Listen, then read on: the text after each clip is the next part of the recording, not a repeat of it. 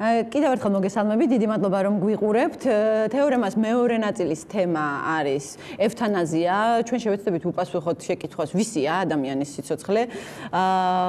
და რა საფრთხეები თან არის დაკავშირებული ევთანაზიის ლეგალიზება, ვისაუბრებთ ასევე ამაზე. წარმოგიდგენთ თეორემას მეორე ნაწილის სტუმრებს, ბატონი გივი ჯავაშვილი, ბიოეთიკის ეროვნული ცენტრის ხელმძღვანელი, კეთი დევდარიანი, სცენარისტი, რომელმაც პირველი სერიალიც სწორედ ამ საკითხზე იყო გადაღებული კლინიკაზე, სადაც ადამიანებს ევთანაზიით უმასპინძლდებიან. ბატონი გიორგი ლომინაძე, ექიმი პათანატომი, ჯანდაცვის პოლიტიკის მენეჯერი და ბატონი იოსებ აბესაძე, პალიატიური მზრუნველობის ცენტრის ხელმძღვანელი. დიდი მადლობა ჩემთან სტუმრობისთვის. ბატონ გივი, თქვენგან დავიწყებთ, ვისია ადამიანის სიცოცხლე? ასეთ კითხვას არ ველოდეს იმასე რომ გითხრათ. თორემ სიცოცხლე საკუთრება არ არის ესეთი რამ არის ეს ყველაფერია. ადამიანის ხარდია და მე თუ ხვის გამბოძებულია და მისი ხელის შეხება არავის ამის უფლება არ აქვს, მე მაშინ ღრმად ვარ დარწმუნებული. მიუხედავად იმისა, მე ვიზიარებ თუ არა თქვენს დამოკიდებულებას, რომ ადამიანის სიცოცხლე არის ღვთის განბოძებული და ღვთისნება უნდა იყოს მისი წართმევაც.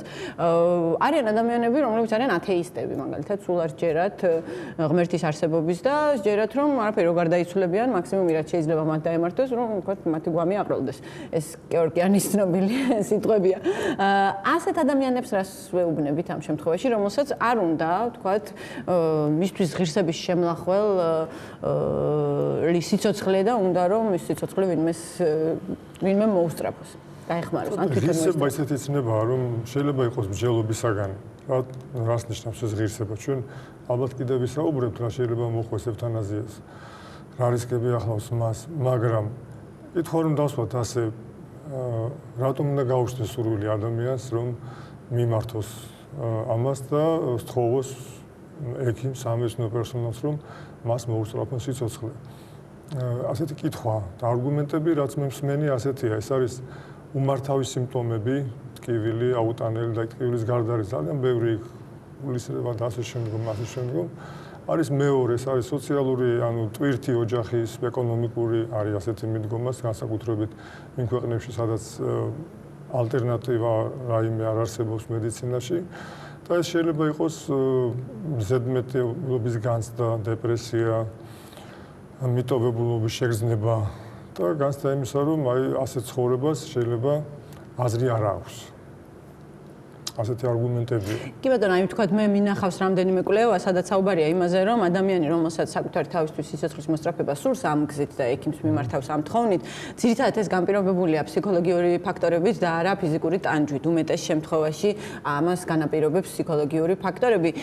ბატონო, სოსო თქვენთან მექნება შემდეგი შეკითხვა, რამდენად უხსნის პალიატიური მოვლა, ამ შემთხვევაში პალიატიური მზრუნველობა ადამიანებს, აი ფსიქოლოგიურ ტვირთს, რაც მის ვთქვათ სასიკვდილოდ განწერულობას ახლავს თან.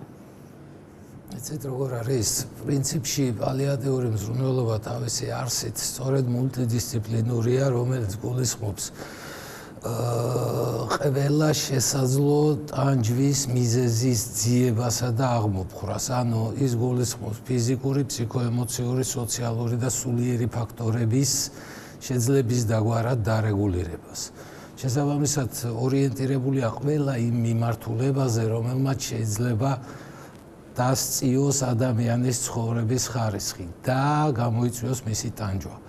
თუ ჩვენ შეგვიძლია კვალიფიციურად ვაწარმოოთ პალიატიური მზრუნველობა, ის საკმაოდ ხშირად ხსნის ევთანაზიის საჭიროებას, იმიტომ რომ როგორც თქვენც აღნიშნეთ, შესაძლებელია ევთანაზია მიზეზი გამოწვეული იყოს ფიზიკური, ემოციური, ან თუნდაც სოციალური ფაქტორებით.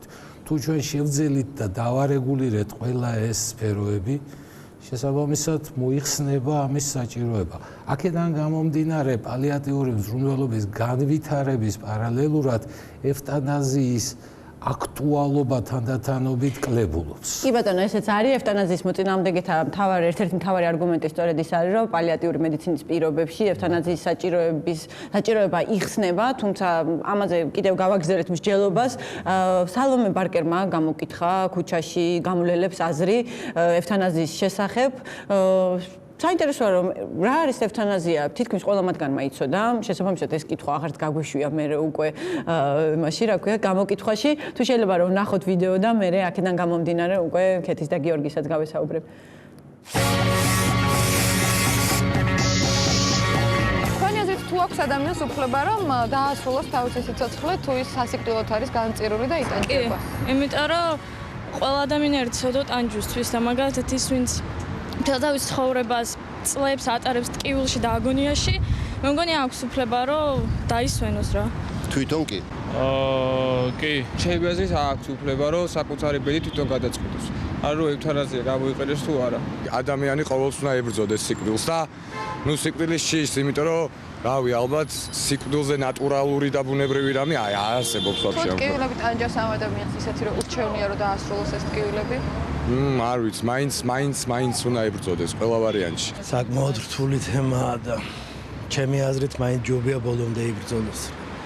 მაინც ახლა ღვთისნების წინააღმდეგ არ უნდა წავიდეს. ეს მისი ალბათ მისი ეს არის ტვირთი, რაც უნდა იტვირთოს ბოლომდე.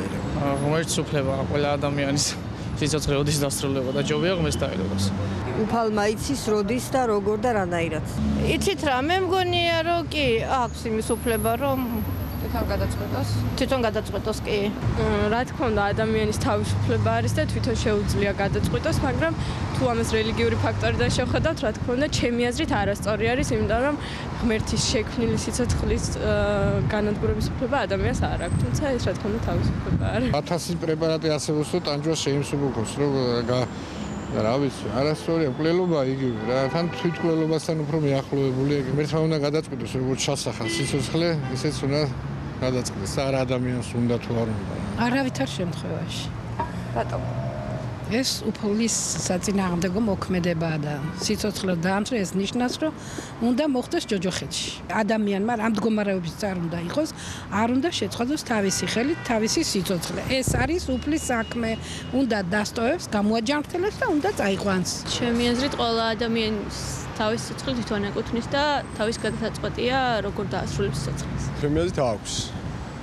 იმიტომ რომ არ დაიტანჯოს. თავის გადასაწყვეტია როგორ მოიქცეო მაგ საკითხში თუ მართლა ეგეც მდგომარეობაში. სიკვდილის პირას მისული ადამიანზე აღარ არის იმდენად ლაპარაკი, ვინც პატრონობს და ვინც სულს და რასაც სახელმწიფოში ხჩერო ვარ. ძალიან რთულია მაგაზე კითხვის გაცემა, მაგრამ განსაკუთრებით თუ ადამიანი ითხოვს, ალბათ დასაშვები უნდა იყოს. თუ აქვს ექიმს ან სამედიცინო პერსონალს იმის უფლება რომ დაეხმაროს მას ამ გადაწყვეტილების განხორციელებაში. ექიმს არ აქვს უფლება რომ ეს უბიძგოს და ურჩიოს, მაგრამ თუ ეს პაციენტის მოთხოვნა არის, მაშინ რა თქმა უნდა ის იძულებული არის რომ გააკეთოს. მე მგონი არ აქვს ამის უფლება, მაგრამ უნდა კონდეს მაინც იცით, რომ დაეხმაროს ამით ადამიანს. ექიმს არ აქვს მაგის უფლება. არავითარ შემთხვევაში არავის არ აქვს უფლება. ეს არის უფლის გადასაწყვეტი ყოველთვის. მე ვფიქრობ, რომ კი ალბათ უნდა კონდეს არჩევანის უფლება. პაციენტს და ალბათ მის ნათესავებსაც. თუ თანახმარი პაციენტი რომ ხო, თანახმად თუ არის. მაშინ რა ვიცი, ეს უნდა კონდეს ექიმსაც უფლება. არ აქვს ექიმს მაგის უფლება. ექიმები თავიანთი კლიენტების იმას ასრულებენ, მოთხოვნილებებს. ექიმს თუ მკურნალობის უფლება აქვს, მაგის მკურნალობაში უნდა გაატარო ალბათ. იმ შემთხვევაში თუ ადამიანი ვთქვათ უგონო მდგომარეობაში, ესეთი გადაწყვეტილება ალბათ უნდა მიიღოს ძალიან ახლობელმა, მაგრამ უნდა განახორციელოს ექიმმა ყველა ვარიანტში, იმიტომ რომ პროფესიონალია და ბევრად უკეთესად იცის რა გააკეთოს, რა არ გააკეთოს. შეიძლება სხვა ელემენტარული შეცდომა დაუშვას. სამედიცინო პერსონალი ამ შემთხვევაში ვერ დაიხმარება, იმიტომ რომ კანონით არ არის მიღებული და ეს იქნება კრიმინალი. არა, ასისულელია ვიღაც სომეხი რო არის, მკვლელია სულთან. ექიმი რომელიც დაეხმარება მას ამ გადაწყვეტილების აღსრულებაში, ასე ვთქვათ, თუ ითვლება თქვენი აზრით მკვლელად. არა, რა თქმა უნდა არ ითვლება. რაღაც წვლილი მიუძღვის ალბათ იმ მკვლელობაში. მკვლელი არ არის, მაგრამ წვლილი მიუძღვის. რა თქმა უნდა. არა, არც ერთ ვარიანტში. რა თქმა უნდა არ არის. როცა ადამიანის უფლებების წინააღმდეგ მიდიხარ, მაშინ ითვლები ალბათ მოძალადედ და კანონის დამღება და ასე შემდეგ. და როცა ადამიანის სურვილით ხდება, ნაკლებად. ადამიანის უფლება არის უნდა გამოიყენებს ევთანაზიას, უნდა არა და ექიმი აქ არაფერს შუაში არა, ექიმი უბრალოდ ასრულებს.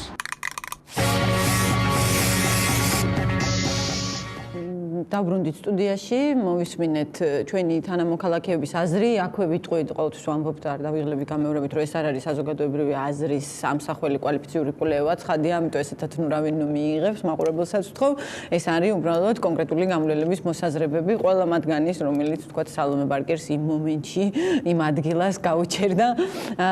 კეთი, შენთან გადმოვაკითხოთ, მე ვიცი, რომ შენ ევთანაზიის წინააღმდეგი არ ხარ, თვლი რომ ადამიანს უნდა ჰქონდეს უფლება თავისი სიცოცხლე დაასრულოს ისე და იმ გზით და იმ დროს, როცა თქვათ მას ამისი სურვილი გაუჩნდება. მაგრამ მეორე მხრივ ჩვენ გვაქვს აი ახლა ახალი ამბავი, როდესაც ბელგიის პარლამენტმა მიიღო კანონი, რომელიც 7 წლის ბავშვებს აძლევს უფლებას, ანუ ევთანაზიის უფლებას იძლევა 7 წლის ბავშვების მიმართ და 7 წლიდან, 7 წლის და ზემოთ. მადლობა რომ შემისწორე, არასწორად ვამბობთ.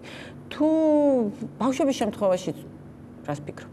არა, ბავშვების შემთხვევაში ვფიქრობ, რომ ასეთი გადაწყვეტილება უნდა მიიღო იმასაკიდან, როცა ხდები უკვე სრულწლოვანი. ანუ როცა სხვა რაღაცების უფლებაც გეძლევა, იმ დროიდან გეძლევა უფლება მიიღო რაციონალური გადაწყვეტილება, როგორ დაასრულო.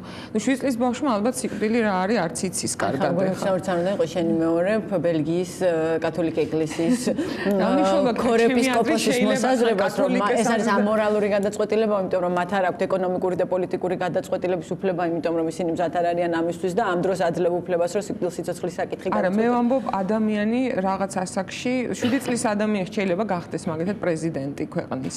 ხო არ შეიძლება? რატომ? რატომ არ აქვს უფლება მიიღოს მონაწილეობა არჩევნებში? ქორწინებაში. რატო შევიდეს ქორწინებაში? ნუ თუ ამ ყველაფრის უფლებასთან ერთად, ანუ იქ თუ ბელგიაში უკვე 7 წლის ადამიანები ისე განვითარდნენ, რომ სრულფასოვან ამომრჩეველი ცხოვრებით ცხოვრობენ, შედიან ქორწინებაში და ასე შემდეგ, მაშინ კი ბატონო, ევთანაზიაზე შეიძლება რაღაც გადაწყვეტილება მიიღო, მაგრამ მარტო ევთანაზიის უფლება კონდეს ბავშვს და დანარჩენი ბავშვად მოიაზრებოდეს, მე მგონი ჰოლანდიაში სასაკობრივი ზღვარი არის 12 წელი. ზოგადად იცი რა არის, გააჩნია ყოველთვის კონტექსტი. ნებისმიერი საქციელი რაღაც კონტექსტში არის ბოროტება და რაღაც კონტექსტში სიკეთე. ხა ჩვენ ქვეყანაში შეიძლება ევთანაზია თუ რაღაც ფაქტორების გათვალისწინება არ მოხდება, როგორიც არის მაგალითად დაზღვევა გამართული, იქ რაღაც დონორობის კულტურა და ასე შემდეგ, ესე ცალკე ევთანაზია შეიძლება ვიღაცის რო იყოს, ჩემ შვილს ფულს დაუზოგავ და მომკალით ნუ გადაიხდის იქ რეანიმაციაში დღეში 6 ასლარს. ამიტომ რა თქმა უნდა, ყველა მე უბრალოდ ვისურვებდი ისეთ მომწიფებულ საზოგადოებაში ცხოვრებას, სადაც ადამიანს ექნება როგორც სიცოცხლის, ასევე სიკვდილის უფლება და თვითონ გადაწყვეტს ლოგიკურად როდის დაასრულოს თავისი სიცოცხლე. და წინასწარ თუნდაც ანდერძის თუ რაღაცის საფუძველზე მე არ რაღაც დაავადებები, მე მაგალითად არ მინდა რომ თუ ალცჰეიმერი ან სკლეროზი დავიმართება, ვიცოცხლო და მინდა რომ ევთანაზია ამ დროს ჩამიტარდეს. ეს ჩემი სურვილია, რომელიც უნდა აასრულო. ხო, თქმა უნდა, კიდე მინდა რომ კრემაცია დავიბარო, მინდა რომ კრემაციაც დავიბარებ და ჩემი ხო. მას შემდეგ რაც ჩემს ორგანოებს დონორად გამოიყენებენ, შემდეგ კრემაცია. აი რატომაც აი ჯამში მოხვედრის რაღაცა სულ ინტერესი მაქვს როგორ ჩანს. გიორგი, რატომღაც პირდაპირ კითხავ რომ ლიბერტარიანული არგუმენტი და ვიცი რომ შენ ამ იდეოლოგიის მიმდევარი ხარ, აქტიური თან ისე რომ გვებრძვი კიდეც. ხანდახან ჩვენ ლიბერტარიანიზმისთვის გალანძღულებს Facebook-ზე არასაკმარისი ლიბერტარიანიზმისთვის გვაკრიტიკებ. თუ შეგიძლია რომ, ანუ ლიბერტარიანული არგუმენტი არის ის რომ ვთქვათ ადამიანს თუ ის სხვას არაფერს უშავებს და ამ შემთხვევაში საკუთარი სიცოცხლის მოსწრაფებით ის ადამიანი სხვას არავის არაფერს უშავებს, სახელმწიფოს და სხვა ადამიანებს არ აქვთ უფლება ჩაერიონ. მაგრამ ესე ძალსახ არ არის რომ ის სხვას არავის არაფერს უშავებს, ხო?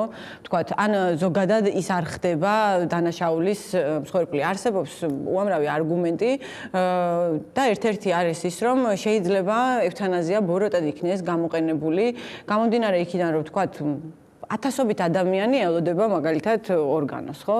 იქნება ეს თირკმელი, გული თუ სხვა რამ. ამ შემთხვევაში ხომ არ იქნება იმის საფრთხე, რომ თუ აქტიური ევთანაზია დაშვებულია, ექიმმა თვითონ თქვათ რაღაცნაირად დაარწმუნა, ან ვინმე მისი გარემოცვიდან, მისი ორგანო გაყიდონ, თქვათ რაღაცა ანუ მსგავსი შედეგებზე, კი მითხარი, შედეგებზე ეს როგორ აისახა? გერმანიას ჰქონდა T4 პროგრამა, რომლითაც ხდებოდა პაციენტის სურვილის გაუთვალისწინებლად მისი ევთანაზია ალბათ არ ქვია, მაგრამ მკვლელობა ქვია.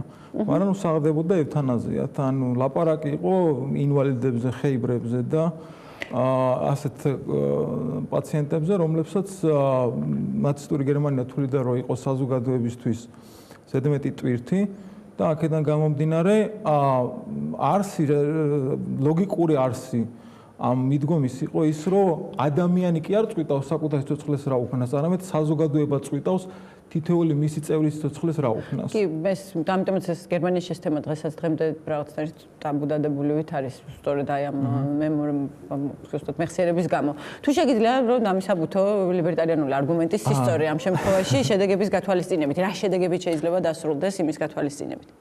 მოდი ჯერ ცოტა დეფინიციას გავაკეთებ ევთანაზიის. ანუ სიტყვა ევთანაზია ნიშნავს ეუარი კარგი და თანატოს არის სიკვდილი, ხო? ანუ კარგი სიკვდილი. სამი ძირითადი მომენტი უნდა ახასიათებდეს ევთანაზიას, რომ ჩაითვალოს ევთანაზია, თუმცა ბევრი ვარიანტები აქვს ევთანაზიას. ერთი ის არის, რომ უნდა ხდებოდეს პაციენტის უმტკივნეულოდ მოკლა, პაციენტს რა, ადამიანის, ანუ არ უნდა იტანჯებოდეს ამ სიკვდილის პროცესში. მეორე, უნდა ხდებოდეს ეს თვითონ იმის გამო, რომ პაციენტი იტანჯება და ამ ტანჯვის დასრულების მიზნით ანუ ვინც კლავს ის კი არ უნდა ღებულობდეს რაღაც სარგებელს აქედან, არამედ სარგებელს უნდა ღებულობდეს იდეაში ის ვისაც კლავენ. ანუ აქედან ტანჯვის ფაქტორიდან გამომდინარე და მესამე რაც ყველაზე მთავარი ეს არის, უნდა იყოს ვოლუნტარული, ანუ უნდა იყოს ნებაყოფლობითი. თუ თქვენ ატარებთ არანებაყოფლობით, ანუ იქაც ორი ვარიანტი ვიტყვი ხლავე, ანუ არა ნებაყოფლობით ევთანაზიას, ეს ფაქტობრივად ევთანაზია აღარ არის, არის მკვლელობა, როგორც უკვე ვთქვი. ანუ ორი ვარიანტი რა არის, ინგლისურად თქვია unvoluntary და non-voluntary. ანუ რა განსხვავება ამათ შორის? ანუ ერთი არის, რომ ადამიანს უბრალოდ არ შეუძლია გადაწყვიტოს, უნდა თუ არა, რომ საკუთარი სიცოცხლე დაამთავროს, უბრალოდ არ არის კომპეტენტური, მაგალითად იგივე ბავშვი ან ისეთი გონებრივად ისეთი დემენციის მქონე ადამიანი, რომელსაც არ შეუძლია დამოუკიდებელი გადაწყვეტილება. ხო. და მეორე ვარიანტი არის, როცა არ უნდა სიკვდილი, მაგრამ მაინც კლავენ. ხო, ნუ სასაცილო არ არის, მაგრამ ეს რა თქმა უნდა, ასაც ფაშისტური გერმანია, ნაცისტური გერმანია აკეთებდა. ანუ განსხვავება ის არის, რომ შემთხვევაში ის უბრალოდ უნარი არ აქვს, გადაწყვეტილების შემთხვევაში არ უნდა მაინც კლავენ. თვითონ თავის მხრივ ესე იგი ევთანაზიასა და არის კიდე მეორე რაღაცა, ესე ვთქვათ, ასისტირებული სუიციდი. ანუ როცა რასაც აკეთებდა, აი სხვა შორს სომეხად მოიხსენეს, ის ამერიკელი იყო ის ექიმი და სომხური წარმოშობის და ზოგადად ამერიკელები არ მიიჩნევენ მას სომეხად, ამერიკელად მიიჩნევენ აქედან. ფოტოშოპის ჩემი კოლეგა იყო პათოლოგანატომი. კი, ესე იყო. და მოკლედ კეორკიანი თავიდან აკეთებდა ზუსტად ამ ასისტირებულ სუიციდს. კი, 130-ზე მეტი პაციენტი მაგრამ მე გადაწყვიტა, რომ გადასულიყო ესე ვთქვათ აქტიურ ევთანაზიაზე. ანუ რა განსხვავება ხლა ამათ შორის? ერთი ვარიანტი რო ვთქვათ, რაღაც ხელსაწყოა. პრინციპში ასისტირებული სუიციდიც აქტიური ევთანაზია, უბრალოდ კი. ანუ ამასაც ვიტყვი ხლა რა განსხვავება პასიური და აქტიური ევთანაზიაში. პასიური ევთანაზია ფაქტობრივად ევთანაზიად არ განიხილება ხშირად. ანუ თუ კი მე პაციენტი მოკვდება, თუ კი მას სამედიცინო დახმარებას მოვაშორებ, ამას ეძახიან პასიური ევთანაზიას. ეს თითქმის ყველგან არის ნებადართული. კი ბატონო, აი ეს მინდოდა თუ შეგიძლია რომ ბოლომდე მიიყვანო, იმიტომ რომ ამასთან დაკავშირებით მინდა ვკითხო. კი ბატონო, და აქტიური ევთანაზიას რაც შეეხება, აქტიური ევთანაზია არის რაღაცა შეყავთ გარედან და ამის შედეგად ფაქტობრივად ხდება ორგანიზმის მოკლა. ამ შემთხვევაში ესე იგი ასისტირებულ სუიციდსა და აქტიური ევთანაზიის შორის განსხვავება ისაა, რომ ასისტირებული სუიციდის შემთხვევაში თვითონ პაციენტს ეხმარებიან რომ რაღაცა ხელს გაკეთოს რაღაცას და რაღაცა შეეჭრა. იქ რაღაცა კნოპკას დააჭერს. თავარი მის მოქმედება რომელიც მის სიკვდილს იწვევს. და მაგრამ არის პაციენტები რომელსაც ამის გაკეთების საშუალება უნარიც კი არ აქვს, მაგალითად დაავადება ამიოტროფიული ლატერალური სკლეროზი, როცა ფაქტურად კუნთებს ვერ ამოძრავებს ადამიანი. ფიზიკოსი როა დოკინსი თუ არ ვთქვი. დოკინსი, კი, რიჩარდ ჰოკინგი ბოდი. რიჩარდ ჰოკინსი, დოკინსი ის ათეისტია, მისთვის ღმერთი არ არსებობს. ხო, და აი, ნუ იმას აქვს მაგალითად სტივენ ჰოკინგი. ხო, სტივენ ჰოკინგი, აღარ მახსოვს კარგად.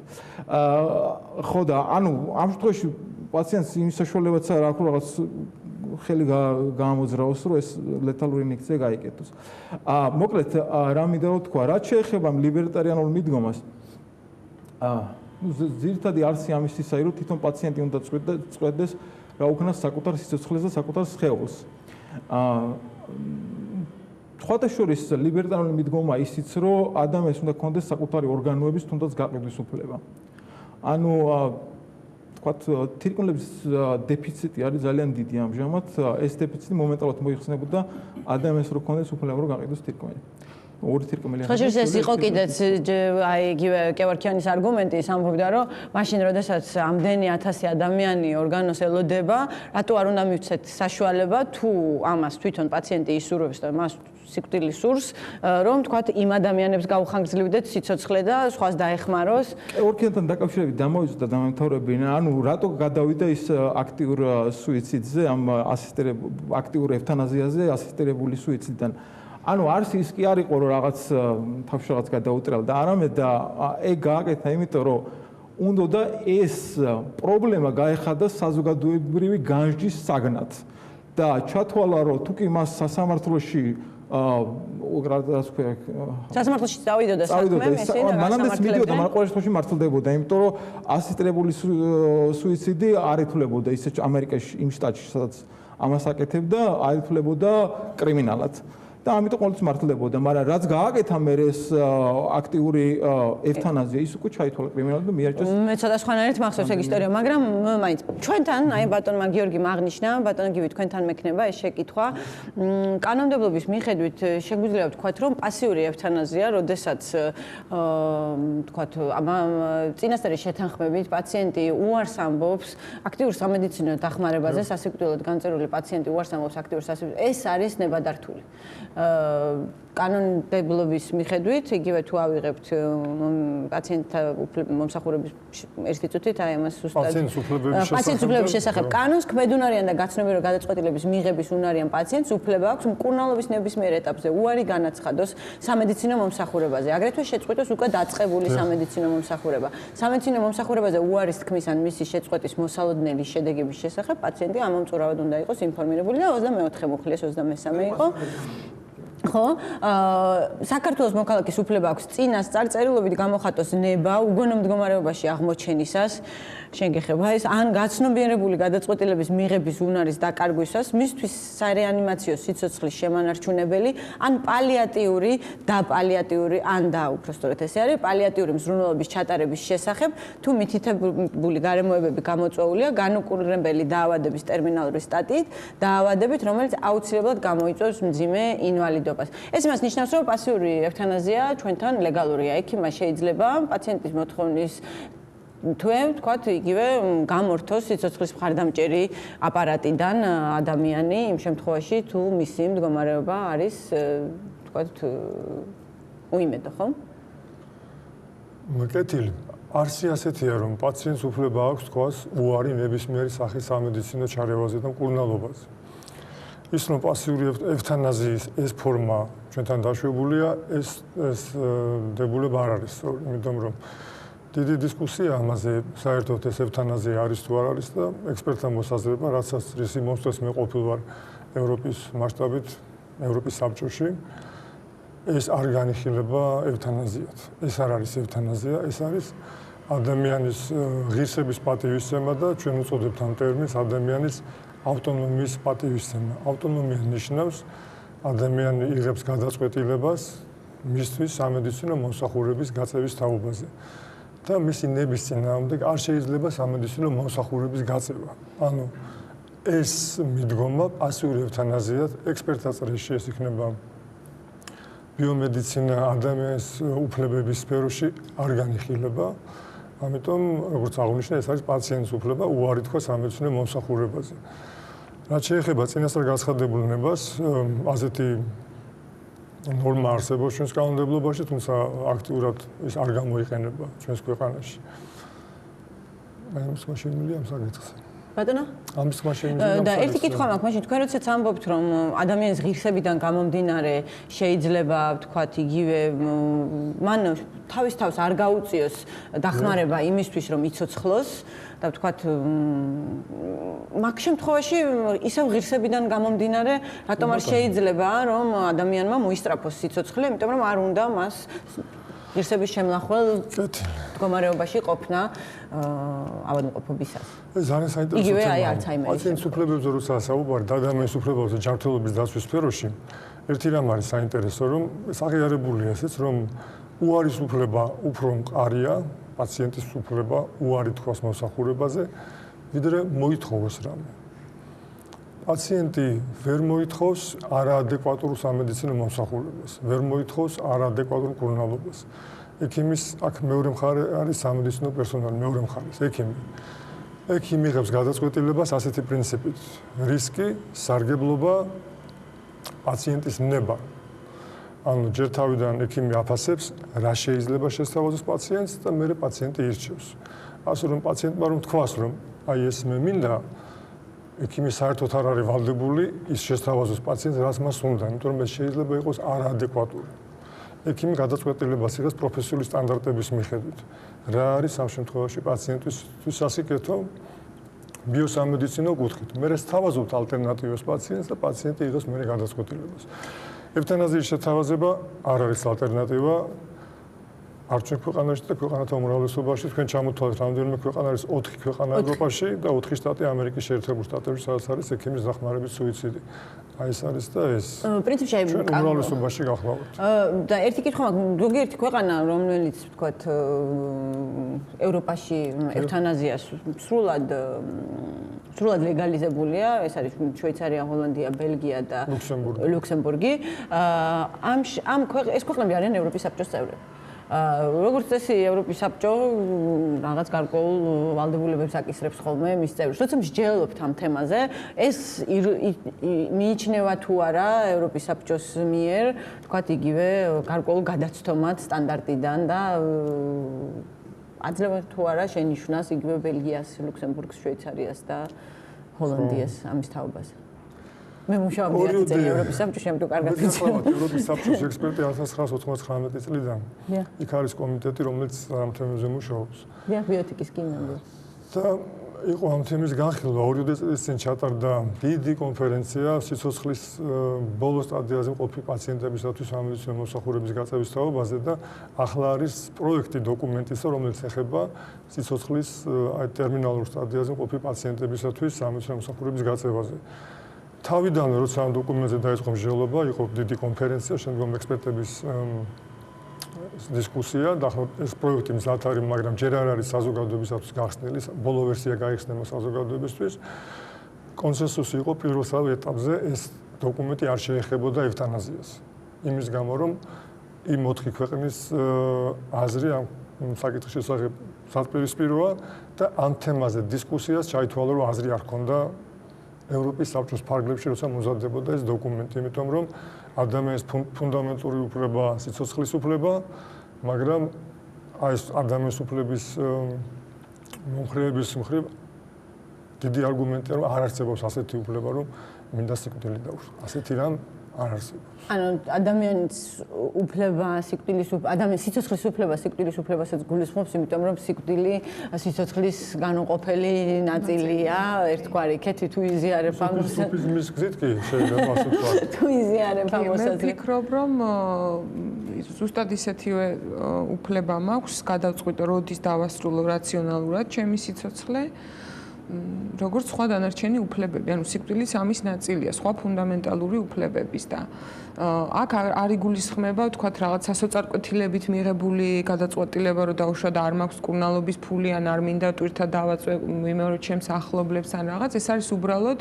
ადამიანი როცა მიდის ლოგიკურ დასკვნამდე, ანუ ქვეყანაში როცა მოწესრიგებულია დაზღვევა და სხვა დანარჩენი სამედიცინო მომსახურების პრობლემები არ არის და ადამიანი გადაწყვეტს მოკდეს, ესე იგი ეს მისი რაციონალური გადაწყვეტილებაა და როგორც სხვა ყველა გადაწყვეტილებას ჩვენ პატივუნებთ ამ გადაწყვეტილებას. კი ბატონო, მე ერთი პრობლემა მაქვს, მე თვითონ არა მაქვს მკაფიოდ ჩამოყალიბებული აზრი ეუთანაზიასთან დაკავშირებით, სამწუხაროდ, იმიტომ რომ რაღაცა ვერც იქით მხარეს, ვერც ერთ მხარეს და ვერც მეორე მხარეს თანმიმდევრულობას ვერ ვხედავ. ამდენ ექიმების ხარდასაჭერად მინდა თქვა, რატომღაც სულ ამბობენ ხოლმე რაღაც რო ხდება, რომ აი დაიწყება მე მასიური მკვლელობები, ექიმები ჩაერთვები რაღაც ორგანოების ბიზნესში და რატომღაც გონიათ, რომ ექიმები არიან მანიაკები, რომლებიც რაღაც სასათბურე პირობებში ეგრევე მკვლელები ხდებიან და მე არ ვფიქრობ ეს ახლა თუ ვიღაც ერთი-ორი შეიძლება იქ გამოერეს ორგანოებით მოვაჭრეს და ასე შემდეგ, მაგრამ ევთანაზია ის არგუმენტი, რომ ევთანაზია ხელს უწყობს რაღაც კრიმინალურ ბიზნესს, ამ აზრისგან ძალიან შორს ვარ, ხა ექიმები დადგებიან და დაიწყებენ ხალხის ხოცვას მას. თქვენ რას ფიქრობთ, ბატონო იოსებ, რამდენად შეიძლება, რა შედეგებით შეიძლება, თქვენ ზოგადად რა დამოკიდებულება გაქვთ ევთანაზიის მიმართ და რა შედეგებით შეიძლება დასრულდეს იმ შემთხვევაში, რა შედეგები შეიძლება გამოიწვიოს იმან თუ ევთანაზია თქვენ თვითონ ექიმი ბრძანდებით და აქედან ესეთ ერთ მარტივ კითხვას დავსვავდი. ევთანაზია კი ბატონო დაკავშირებულია ექიმის მიერ ასისტირებულ სიკვდილთან, ხო? თუმცა ევთანაზიის განმარტებაში ექიმი არ ფიგურირებს, ხო? თვითონ სიტყვის განმარტებაში.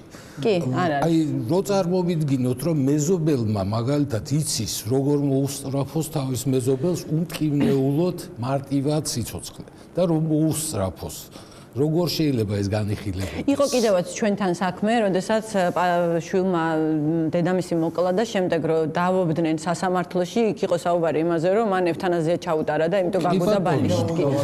და ამიტომ კლავს უმტკივნეულოდ ეს ევთანაზიათ ვერ განიხილება. თუ კი არ უნდა, აბა რატო კლავს? რა ვიცი, რატო კლავს? ეხმარება. ექიმი რატო კლავს? ეხმარება, იმიტომ რომ იტანჯება ის პაციენტი. და კიდე იმ პაციენტს უნდა რომ მოკლან თუ არა? დაუშვათ, ისევე როგორც ექიმის სამივე კრიტერიუმია ევთანაზია. კი, ხა, ამას ვამბობ. ანუ აქ მაშინ ჩვენ არ უნდა ვიმსჯელოთ ექიმებს აქვთ თუ არა ამისთვის. აქ უნდა გავიდეთ ექიმებს გარეთ და დაუშვათ, თქვათ რომ ნებისმიერ მოქალაქეს შეუძლია ლმობიერად და გულისხმიერად თავის კოლეგა მოქალაქეს დაეხმაროს ნებისმიერ ადამიანს აქვს კომპეტენცია. დავასრულებინო.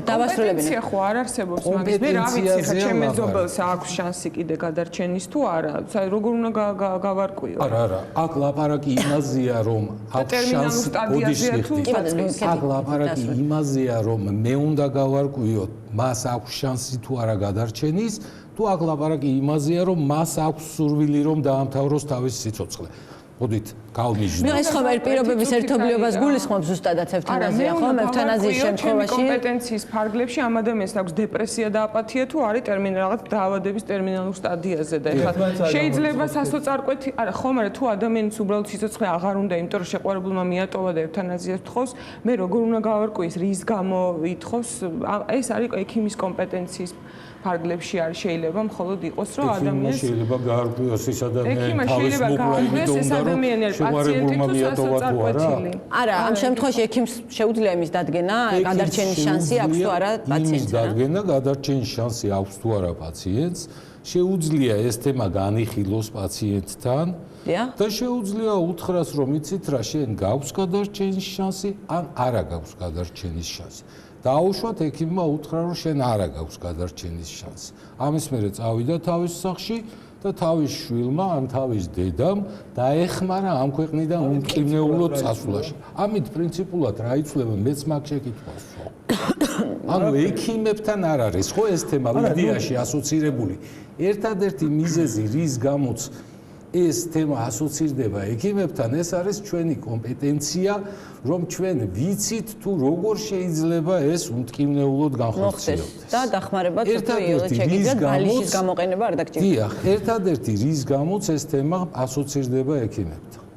თუმცა პრინციპში იმ ქვეყნებში, სადაც ეს დაშვებულია, იქ სწორედ ექიმებს ეძლებათ, არა? მე მგონი უფლება ექსკლუზიურად რომ ევთანაზიას მიმართონ. მაშინ რატომ ხდება იმ ქვეყნებში ასე, თუ ამას არანაირი საფუძველი არ აქვს? ეხლა გიორგი მეტყვის იმ ქვეყნებში ბევრი სხვა რამეც ხდებაო, მაგრამ აი ჰოლანდიაში გახდით 2 წლის წინ და იქ იყო ამსტერდამის თავისუფალ უნივერსიტეტში შეხვედრა რეზიდენტებთან, რომლებიც გადიან მზადებას საოჯახო მედიცინაში. და იქ ერთი დღე არის, როდესაც ყველა ერთად იკრიბება, მეც დავესწარი ამ შეკრებას და ყვებოდნენ ეს რეზიდენტები, მარტო მოუწია დარჩენა პაციენტებთან, უკვე გამოცდილი ახალგაზრდა ექიმები არიან და ერთი იყო ძალიან დაღურემილი ახალგაზრდა. თუმე პრაქტიკაში მარტო ყოფნისას მას მიმართეს თხოვნით, რომ განეხორციელებინა ევთანაზია. და ეს ვერ შეასრულა ამ ახალგაზრდამ. და ამით იყო ძალიან დაღუნებული და რო ვკითხეს ამ ხელმძღვანელმა ჰკითხა მისმა კურატორმა რომ აი რა ხდება ამიხსენიოდ. ნუ პრობლემა ის არის რომ აი ამ ხანთაზმულ კაცო ამდენი წელი რაც აქ რეზიდენტი ვარ რა ჩემი მოსავლელი იყო მივდიოდი ძალიან კარგად წავიდა ჩვენი საქმე. კი ქრონიკული გამკურნებელი დაავადება ჰქონდა მაგრამ ძალიან შევიჩიოთ ერთმანეთს ძალიან პატივს ემდიოდა როცა მოითხოვა უკვე ეს ევთანაზია იქ სამწუხაროდ ჩემი კოლეგები მე გახლავართ სპეციალობით ოჯახის ექიმი ისინი ახორციელებენ ამას ჰოლანდიაში რაც მე ნახე ამან თქვა რომ მე ამის გაკეთება ვერ შევძლებ და ალბათ ვერ შევძლებო და ალბათ ცუდი ექიმი ვარო იმიტომ რომ იმ ქვეყანაში ეს კანონიერია თავისი რეკომენდაციებია, გაიდლაინებია, კრიტერიუმებია, რამდენი კონსულტაცია უნდა ჩატარდეს, ვინ უნდა იყოს ჩართული, როდის მიიღება გადაწყვეტილება და რა ვადა უნდა გავიდეს ბოლო გადაწყვეტილებიდან, რომ მე ეს განხორციელო. თუ ხსმენიათ თქვენ შემთხვევა საქართველოში, მე ვიკითხე და პასუხი ვერ მივიღე, პრინციპში იურისტებს ვკითხე, ესეთი პრეცედენტი თუ არსებობს. თუ ხსმენიათ თქვენ საქართველოში ის და მათ მითხრეს, რომ არ არსებობს ესეთი პრეცედენტი, როდესაც თქვათ გარდა ერთი შემთხვევისა, როდესაც პაციენტი კი არა, შვილი ამტკიცებდა, რომ დედა მოკლა ევთანაზიის გამო, თუმცა ეს მას ვერც დაუმტკიცდა, მე როგორც ვიცი, საზამართლომ ესე არ გადაწყვიტა, რომც გადაეწყვიტა ევთანაზიასთვის რაღაც თალკე მოხლე არ არსებობს, ევთანაზია განიხილება მკვლელობად, აქტიური ევთანაზია. თუ გაგიგიათ ესეთი შემთხვევების შესახებ საქართველოში, როდესაც ითხოვს პაციენტი, რომ ევთანაზიას ითხოვს პაციენტი და თუ კი, რამდენად ხშირად? მე ასეთი მონაცემები არ მაქვს ბატონ სოსოს უფროეთია, მაგრამ ასეთ პაციენტები მასთან არიან. კი ბატონო, თქვენ თუ შეგიძლიათ. ყოლია ჩვენ ესეთი პაციენტები, კი ბატონო, ეს არ არის ერთი და ორი შემთხვევა, ეს არიან გაწამებული პაციენტები, გნებავთ ფიზიკური სიმპტომებით და გნებავთ სწორედაც ფსიქოემოციური მდგომარეობით. ეს ძალიან ხშირად არის ადამიანი, რომელმაც აი ხანგრძლივი დროის განმავლობაში გაიარა მედიცინა, დახარჯა ყველაფერი, გაყიდა რაც კი რამებადა და დარჩა თითივით შიშველი და ტანჯვაწამებაში. მაგრამ მეორეს მხრივ შემიძლია გითხრათ, რომ დიდ უმრავლესობა შემთხვევაში ჩვენთან შემოსული პაციენტები ესეთი სურვილით, რომ აღარ მინდა ავიღალე, მაცალეთ სიკვდილი ან მომეხმარეთ, რომ წავიდი ამ ქვეყნიდან და ეს არ იყო მხოლოდ პაციენტის, არამედ მისი ოჯახის წევრებისაც ვეღარ უყურებთ. ამ ადამიანის ტანჯვა-წამებას ჩვენ ხშირად მიგვიღწევია იმისთვის, რომ მე ოჯახის წევრებიც და პაციენტიც დიდი სიამტკბილობით განაგრძობდნენ ცხოვრებას, იმიტომ რომ მოიხსნა ეს ფიზიკური სიმპტომატიკა მაინც. ამიტომ იცით კიდევ ერთხელ ვიმეორებ, კვალიფიციური, პალიატიური მზრუნველობა ну აი 95-98%-ში ისედაც არ არის, ხო, ევთანაზიის მოთხოვნა ხშირი შეკვეთა, ხო?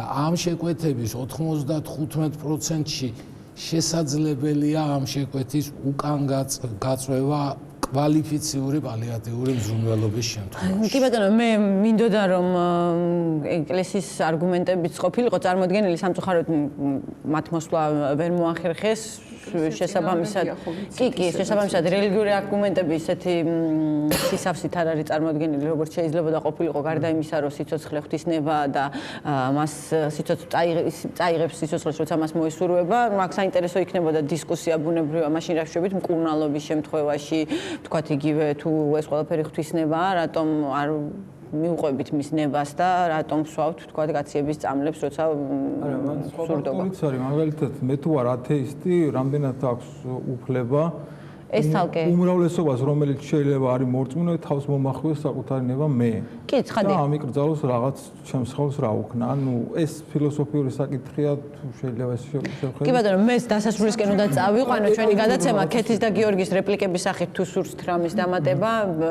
ბატონებმა უკვე ისაუბრეს არჩევანი უნდა არსებობდეს უბრალოდ ვიცოდეთ რომ გვაქვს ესეთი არჩევანი ეხლა გამოვიყენებთ თუ არა და მიმართავთ პალიატიურ დახმარებას თუ ევთანაზიას ეს უკვე რაც მეტი არჩევანი გვექნება უკეთესია საერთოდ მათ შორის სიკვდილის ფორმისაც ჩემი აზრით. ანუ ალტერნატივა რა არის ეს ამაზე არ ვლაპარაკობთ ჩვენ ანუ კაი თქვა დაუკრძალეთ ეს ევთანაზია მაშინ ის პაციენტი აუკრძალეთ რა აკრძალულიც არის ხო ნუ აკრძალული ანუ ის პაციენტი მაშინ დგება ესეთი არჩევანის წინაშე რომ თუ კი მაინც უნდა რომ თავი მოიკლას თავს მაინც მოიკლავს მაგრამ მოიკლავს შეიძლება ვერტუალ უარესად რომელიც მას მიაყენებს ტკივილს და შეიძლება ბოლომდე ვერც მოიკლას და ანუ გადაიტანჯოს და ანუ ეს ექიმის ფაქტორი ამ შემთხვევაში რეზულტატია ეს რომ ექიმი არის პროვაიდერი უკეთესი ალტერნატივის და ციკლი ყოველთვის ცუდი არ არის ესეც არსებობს ერთ-ერთი არგუმენტი კარგი სიტყვა რა შეიძლება აი კითხვას ცოტა ფილოსოფიურად შევხედავთ ესეთ კითხვა რა დავსვათ აქვს თუ არა ადამიანს საკუთარი თავი გაყიდოს მონობაში რომელიდანაც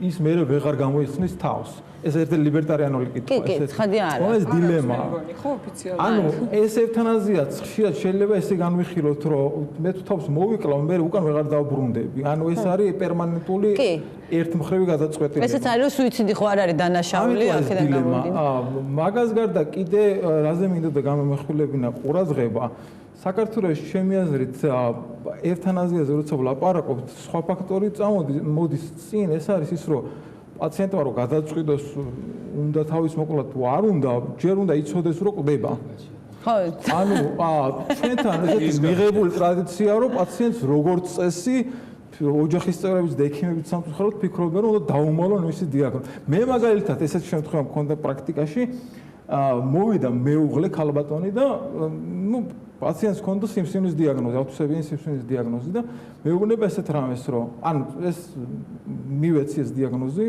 ამოპრინტეთ ფურცელზე და მეუბნება ესეთ რამეს, რომ ნუ ეხლა ეს გასაგებია რაც არისო, მაგრამ მეორე ფურცელზე იქნებ დამიწეროთ, რომ აქ რაღაც აღარ მახსოვს რა კეთილთვისებიანი სიმსივნე რაღაცა საერთოდ სიმსივნე არ არის და ამას ვაჩვენებ ჩემს მეუღლესო. მოთხოვნა მამისუფლება არ მაქვს, მაგრამ უბრალოდ აი ესეთ რაღაცა. კი, ეს შემჩნეული მაქვს, ეხლა თქვა მამაჩემი ჯანმრთელობასთან დაკავშირებით რაღაცა პრობლემა შეიქმნა, ვიყავით ექიმთან მისულები და ექიმმა გკითხა, რომ ხო შეიძლება პაციენტთან ამაზე საუბარი, იქ არაფერი მსგავს ცხადია არ ყოფილა საუბარი გაცილებით მსუბუქრა. შეიძლება ეს ძალიან მნიშვნელოვანი ფაქტორი და აქ ცალსახად უნდა იყოს ესეთი აზრი ჩამოყალიბებული, რომ პაციენტს აქვს უფლება იცოდეს საკუთარი დიაგნოზი. 15 წელზე მეტია საქართველოს 17 წელი. ფორმალურად პრაქტიკაში ძალიან ეს ექიმის პროფესიული საქმიანობის წესები ძალიან კაფეოთ არის აღმეთებული რომ ექიმი მოვალეა სრული ინფორმაცია დასრულ ქმედულარიან ნათლგონებაზე ყოფ ადამიანს მიაწოდა სრულყოფილი ინფორმაცია 1997 წლიდან როდესაც შევიდა ჯანმრთელობის დაცვის შესახებ სხვადასხვა მამამთი რომელიც სიკვდილის წუთამდე არ იცოდა ეს პრაქტიკა შორს არის საქართველოს კანონმდებლობა არის შესაბამისობაში მოყვანილი რაღაც საერთაშორისო სტანდარტებთან უბრალოდ ერთი არა წერია მეორე არ აკეთდება ერთი კიდე რა მინდა თქვა პალიატიურ მკურნალობასთან დაკავშირებით შეერთებულ შტატებში არის ესეთი მიდგომა რომ ექიმს აქვს უფლება დაუნიშნოს პაციენტს ტკივილ გამაყუჩებლები უпростоეთ თვითონ პაციენტს კი, ორმაგი ეფექტის და ეს პაციენტი ამის შედეგად თუ მოკვდება, ეს ევთანაზიად არ ჩაითვლება. კი, ეს არის ეს. ეს არის ზუსტად ის, რაც რეალურად ხდება. ორმაგი ეფექტის დოქტრინა ქვია, ამას დაბლ ეფექტ დოქტრინა. ხო, დიდი რესურსი წამას უკეთებს თუ ეს, იმიტომ რომ თავის გამამართლებელი ამ შემთხვევაში ის არის, რომ ის ამას აკეთებს ტკივილის გასაყუჩებლად და არა სიკვდილის დასაყენებლად. ასე კვალიფიკაციის მიეჭება არ შეიძლება. აქ არის საუბარი ალბათ ტერმინალურ სედაციაზე, როდესაც საუბარია რომ აი რა ვქნათ, დოზას ვრდი, ეფექტი კარგი არ მაქვს და რისკი იზრდება რომ შეიძლება პაციენტი გარდაეცვალოს. ტერმინალური სედაცია არის სპეციალური მედიკამენტოზური ძილი. ორმაგი ეფექტის დოსტრინა, სიცოცხლის მოსწრაფება ტკივილ დამაყუჩებლებით კი ეს ამოვიწერე კიდეც რომ ვკითხულობდი მასალას ამასთან დაკავშირებით. ალტერნატივა იქ არ გაქვს, მიზანი გაქვს ბავშვის სიმპტომების მართვა. ნებისმიერ წამას აქვს გვერდითი ეფექტი და შეიძლება პაციენტი მოკვდეს გვერდითი ეფექტის გამო. ძალიან ხშირად არის ესეთი რაღაც. და როდესაც ჩვენ ვცდილობთ რომ სიმპტომები მართო და ექიმი ზღვარზეა, აი ამ მომენტში, ოღონდ გულწრფელად უნდა მას თუ მას მართლა მოკლა უნდა და ეს არის მისთვის ნიღაბი, გასაგებია, მაგრამ თუ ის მართავს სიმპტომებს და დაუშვათ დაიზრგუნა, ან და იქ სხვა გვერდითი ეფექტი ქონდა, შეკრულობა განუვითარდა, გაუვალობა და ასე შემდგომ, მაგრამ ეს სხვა თემა. მიზანი რა არის? თუ მიზანი არის სიმპტომების მართვა და რაღაც მოხდა, ეს სხვა არის, მაგრამ თუ გინდა რომ მოკლა ადამიანი და ისე რომ არ გაგასამართლო, ეს არ ვიცი. ეს კრიმინალია. თუმცა ხშირად მიმართავენ ხოლმე პრაქტიკაში, როგორც ეს მე ვთქვათ, წავიკითხე. თავარი როდესაც გულწრფელი ადამიანი თავის მოქმედებაში აპენდიციტის ოპერაცია გააკეთო და ადამიანი მოკვდეს. ეს არ ნიშნავს რომ არ უნდა გააკეთო.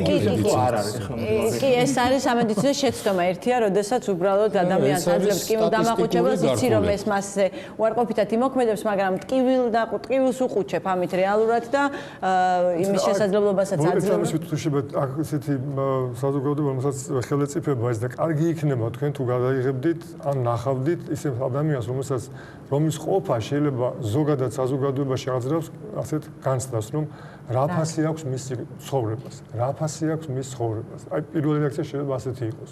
და მე შეიძლება გადაიღოთ ყოველდღიური ცხოვრება ადამიანის, კარგი პალიატიური მზრუნველობით, სიმპტომების მართვით და ერთი დღე რამდენად გვაქვს ამის უფლება? ბატონო, პაციენტის ახმობის შემთხვევაში აბსოლუტურად გვაქვს. ჩვენ გვაქვს გადაღებული პაციენტებზე ისტორიები, რომელსაც ვიყენებთ. კი ბატონო, სამწუხაროდ ძალიან საინტერესო საუბარია, გავაგრძელებთ დიდი სიამოვნებით, მაგრამ ჩვენი განაცემისთვის განკუთვნილი დრო ამოიწურა. დიდი მადლობა, რომ ჩვენთან მოგზავნით და ვისაუბრეთ ამ თემაზე. დიდი მადლობა მაყურებელს, რომელმაც გვიყურა გვიანობამდე. ჩვენ ერთმანეთს შევხვდებით ხუთშაბათს.